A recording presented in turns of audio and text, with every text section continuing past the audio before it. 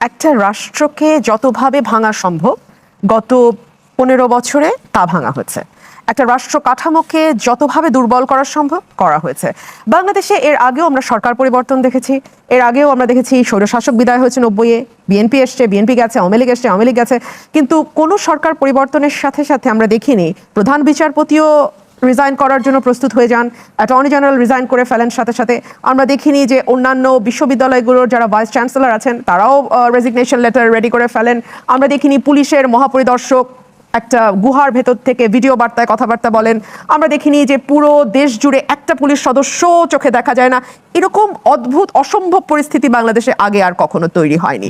সুতরাং এটি মেরামত করতে কিছুটা সময় তো লাগতেই পারে, কিন্তু সেই সঙ্গে এটাও ভুলে গেলে চলবে না যে বাংলাদেশে সংবিধান অনুযায়ী এই দেশের মালিক হচ্ছে জনগণ, এবং জনগণ তার মালিকানাটা প্রকাশ করে ভোট দেওয়ার মধ্যে দিয়ে এবং তার পছন্দের প্রতিনিধি নির্বাচন করার মধ্যে দিয়ে।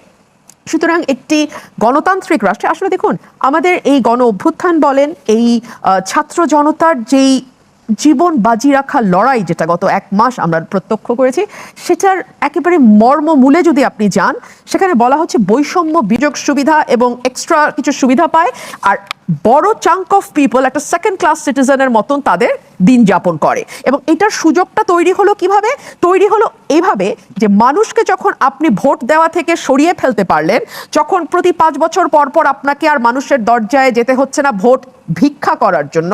আপনারা যারা আমরা যারা যথেষ্ট বয়স হয়েছে আমাদের, আমরা কিন্তু ভোট ভিক্ষা শব্দটার সঙ্গে সকলেই মোটামুটি পরিচিত। আমি জানি না আমাদের নতুন প্রজন্ম এই শব্দটা শুনেছে কিনা। ভোটের সঙ্গে ভিক্ষা চাই এই কথাটা কিন্তু বলা হতো, অর্থাৎ I beg for your vote. এইটা এখন আর নাই, এখন হচ্ছে জোর যার মুল্লুক তার 15 বছর এভাবে গেছে।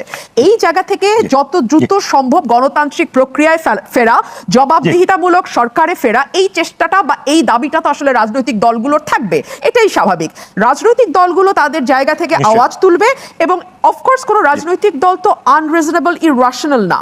এবং আমি বিশ্বাস করি যে যেহেতু আমরা একটা ডেমোক্রেসির জন্যই এত লড়াই, এত সংগ্রাম, সুতরাং এই জায়গাটিতে এসে ডেমোক্রেসির শক্তিটাই হচ্ছে আলাপ আলোচনা। দেখুন, একটা সরকার যখন দীর্ঘ 15 বছর থাকে, তখন কেউ ভয়ে, কেউ লোভে, কেউ গা বাঁচাতে, কেউ পরিবার বাঁচাতে, কেউ জীবন বাঁচাতে, নানান কারণে আসলে সেই স্বৈরাচারের পার্ট হয়ে যায় বা হয়ে যেতে বাধ্য হয়।